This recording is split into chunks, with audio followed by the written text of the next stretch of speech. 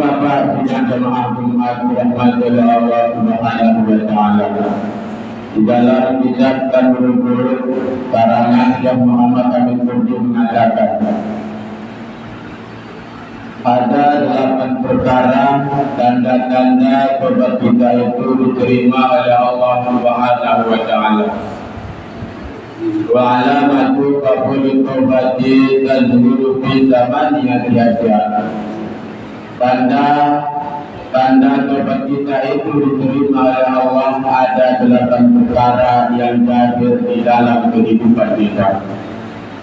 Kalau seandainya salah satu 8 perkara tersebut tidak ada hadir di dalam kehidupan kita, ada salah satu hilang dari kehidupan kita, maka ingat, kita bukan dikatakan orang yang diterima oleh Allah taubatnya.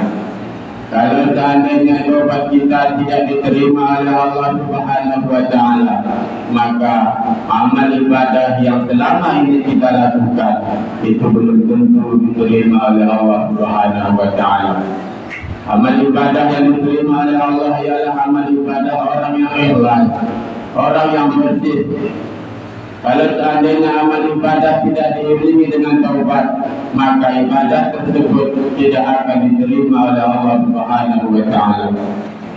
Makanya Bapak dan jemaah Jumat dirahmati oleh Allah Subhanahu wa taala.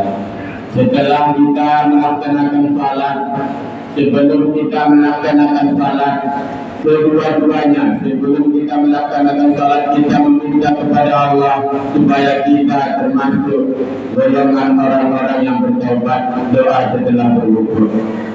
Setelah kita mengucapkan Assalamualaikum warahmatullahi wabarakatuh, kita juga dianjurkan beristighfar kepada Allah Subhanahu wa taala, meminta ampun kepada Allah Subhanahu wa taala.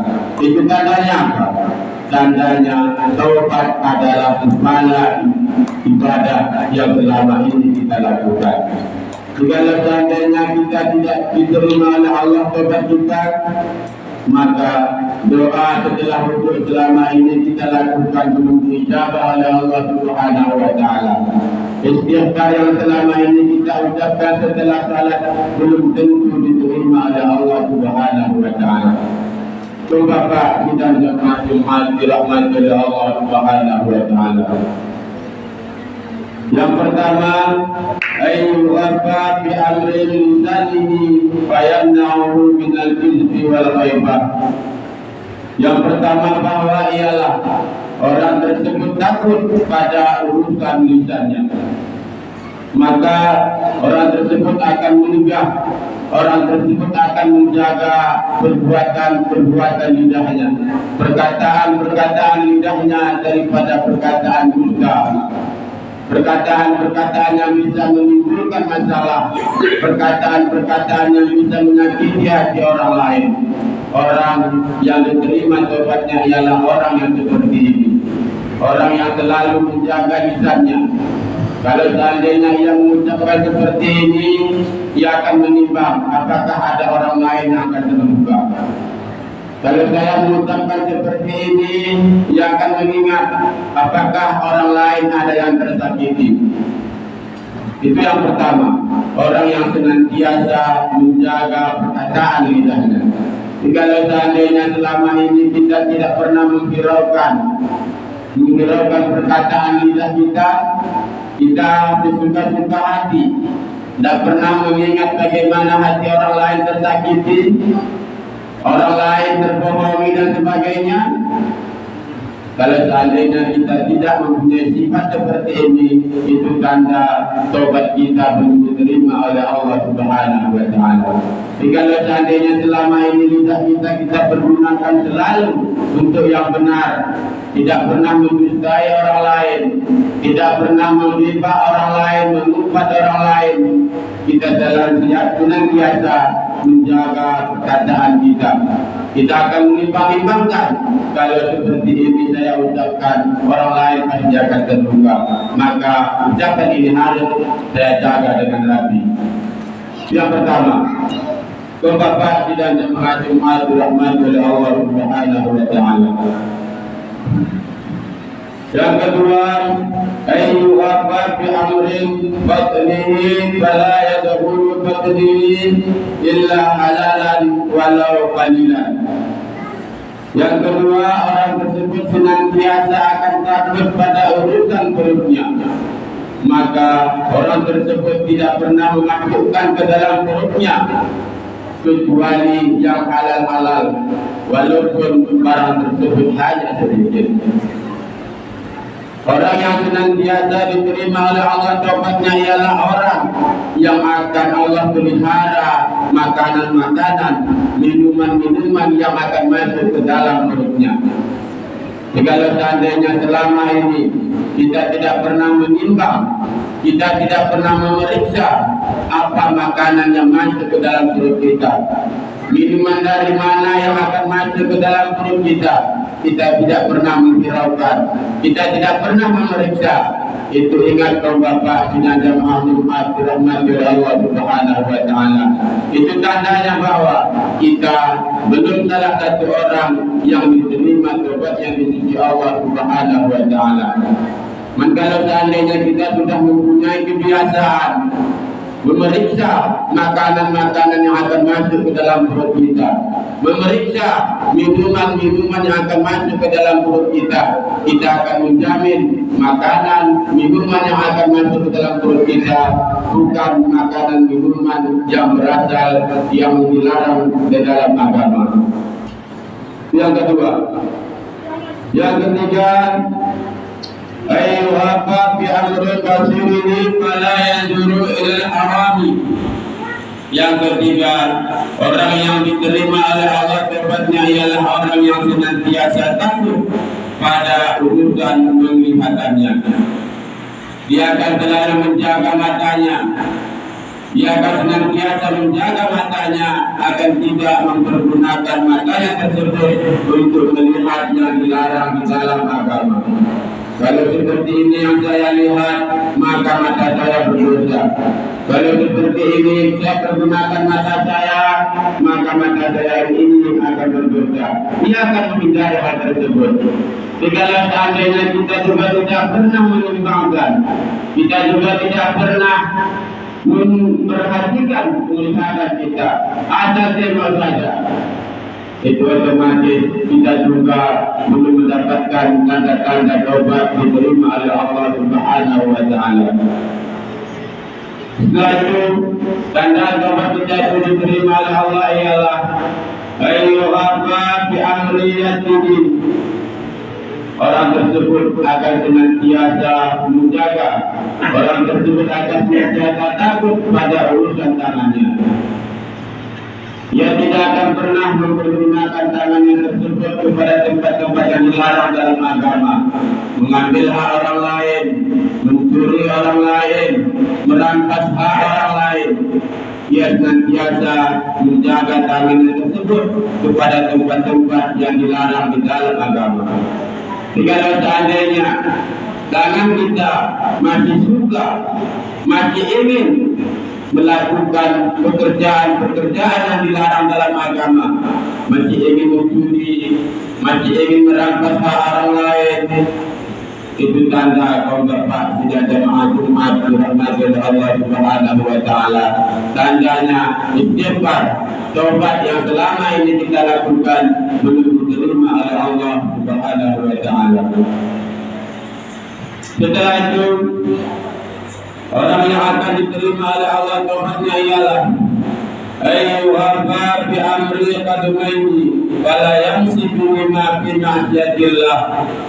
Yang kelima ialah orang yang mendapatkan tanda-tanda taubatnya diterima oleh Allah ialah orang yang akan takut pada urusan kedua kakinya. Maka ia senantiasa tidak akan pernah mempergunakan kedua kakinya kepada tempat-tempat maksiat, kepada tempat-tempat yang berdosa, tempat-tempat yang dilarang oleh Allah. Ia akan hindari tersebut. Dia akan selalu menjaga kakinya. Kalau seandainya selama ini kita juga tidak pernah mengingat, tidak pernah kita memperhatikan langkah-langkah kaki kita, sesuka-suka hati kita melangkahkan kaki kita tanpa pernah kita menimbang bagaimana hukum kita melangkahkan kaki tersebut. Kalau seperti itu, kita juga termasuk orang yang belum mendapatkan tanda-tanda taubat kita diterima oleh Allah Subhanahu wa Ta'ala. Bapak sudah jemaah Jumat rahmat oleh Allah Subhanahu wa Ta'ala. Yang keenam, orang yang akan diterima oleh Allah taubatnya ialah ayyuhafat bi amrin qalbihi fayakhruju minhu al-udwa wa ba'da.